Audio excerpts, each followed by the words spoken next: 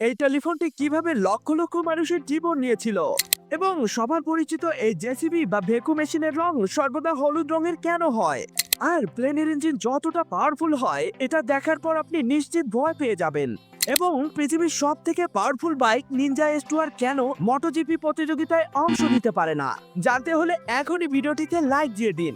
Number 10, যারা প্লেনের engine কতটা পাওয়ারফুল হয় সেটা জানে না তারা এটা দেখুন। আসলে অনেকেই ভেবে থাকে এত বড় প্লেন খুব সহজেই আকাশে উড়ে যায়, তাহলে প্লেনের ইঞ্জিন কি অনেক পাওয়ারফুল হয়? হ্যাঁ, আসলে প্লেনের ইঞ্জিন অনেক পাওয়ারফুল হয়, আর এতটা পাওয়ারফুল হয় যে যেটা আপনি কল্পনাই করতে পারবেন না।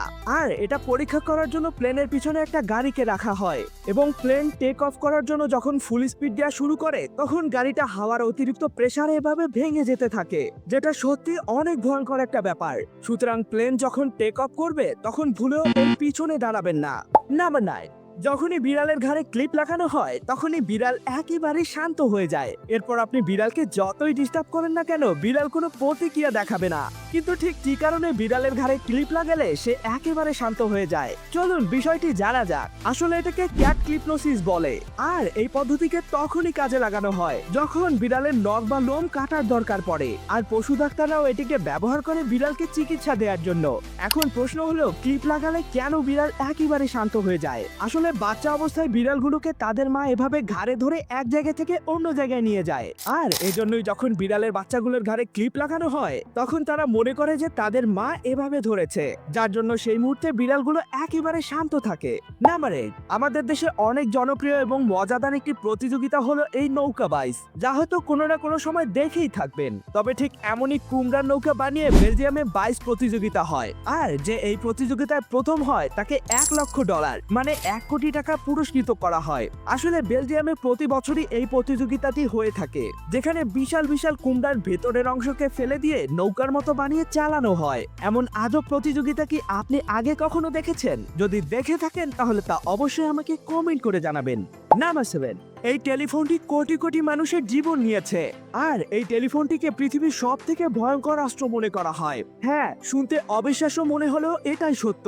আসলে এই ফোনটিকে 2017 সালে $2,83,000 দিয়ে বিক্রি করা হয়। এই টেলিফোনটির যিনি আসল মালিক ছিলেন তিনি ছিলেন পৃথিবীর সব থেকে ভয়ঙ্কর এবং কুখ্যাত একজন নেতা, আর তিনি এই টেলিফোনটি ব্যবহার করে হাজার হাজার মানুষের জীবন নিয়েছিলেন। আসলে এই টেলিফোনটি ছিল অ্যাডলফ হিটলারের। দ্বিতীয় বিশ্বযুদ্ধের সময় হিটলার এই টেলিফোনটি ব্যবহার করে মানুষ মারার এবং যুদ্ধের কমান্ড দিতেন।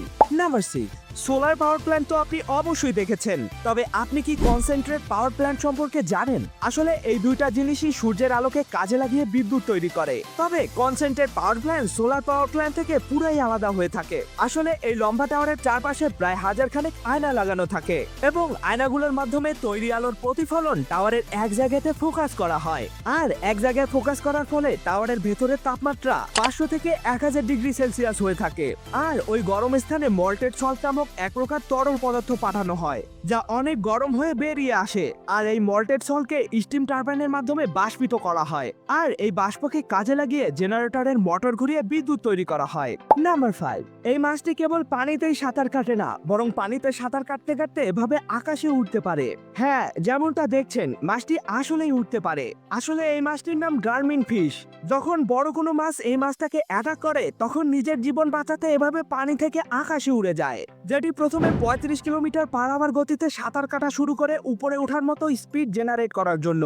এরপর প্রায় 6 মিটার উপরে হাওয়াতে ভেসে বেড়ায়, আর এর জন্য এই মাছটিকে ফ্লাইং ফিশও বলা হয়।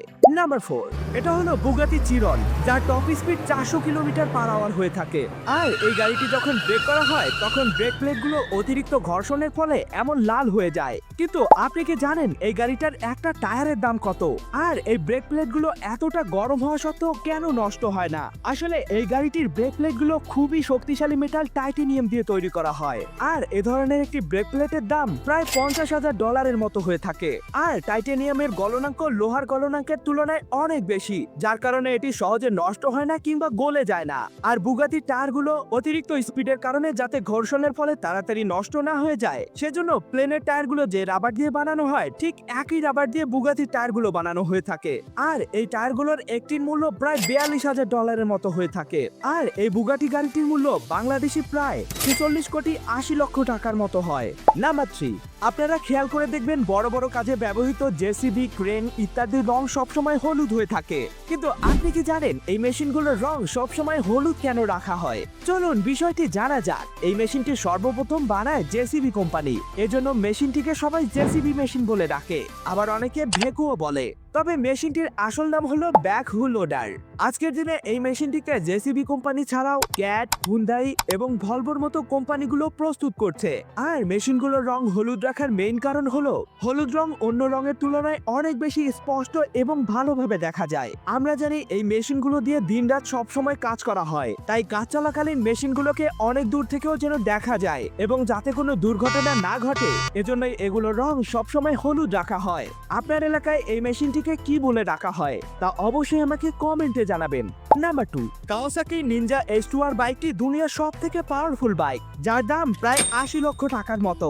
কিন্তু আপনি কি জানেন এই বাইকটি দুনিয়ার সব থেকে পাওয়ারফুল বাইক হওয়া সত্ত্বেও পৃথিবীর সব থেকে বড় বাইক রেস কম্পিটিশন MotoGP-তে পারমিট কেন পায় না? আসলে নিনজা H2R বাইকের যখন স্পিড টেস্ট করা হয় তখন সেটা সোজা রাস্তাতেই করা হয়, কিন্তু MotoGP প্রতিযোগিতার রাস্তাগুলো অনেক আঁকাবাঁকা হয়ে থাকে।